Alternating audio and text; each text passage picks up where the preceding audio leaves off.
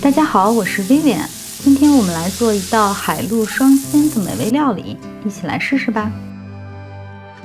提前将冷冻的翡翠虾仁去冰，然后将虾背划开，这样处理之后，虾肉在煎制的过程中更容易成熟，而且造型也更加卷曲饱满。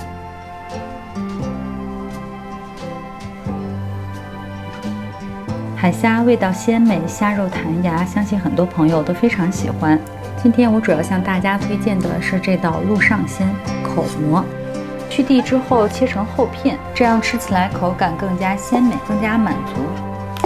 口蘑的菌肉肥厚，味道清香鲜美，不管是清炒、红烧或者是做汤，都是非常好的选择，还有着非常高的营养价值。大蒜15克切成蒜蓉。大蒜作为今天比较重要的一道调味料，可以适当的多准备一些。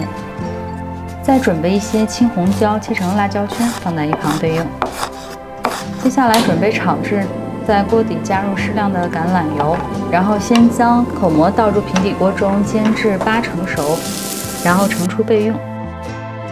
口蘑的主要产地是在中国的北方草原，算得上是比较遥远的一道美味。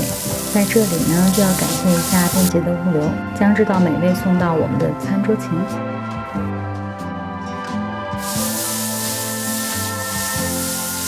接着用锅中的底油将蒜末和干辣椒爆香，再加入预制好的口蘑片、虾仁儿，用中高火进行快速的翻炒。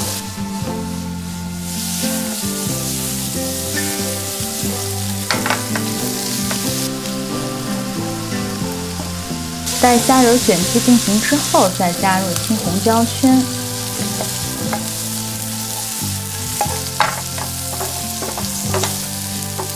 出锅前加入适量的海盐和黑胡椒粉，翻炒均匀就可以出锅装盘啦。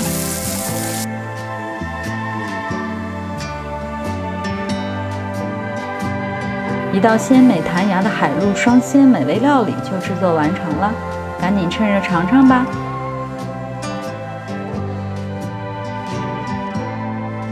因为虾和菇加到一起是吧？对，一定要两个加到一起吃。这个虾滑，让我吃吗？它很清新的。用爱烹饪，用心品味，我是薇薇。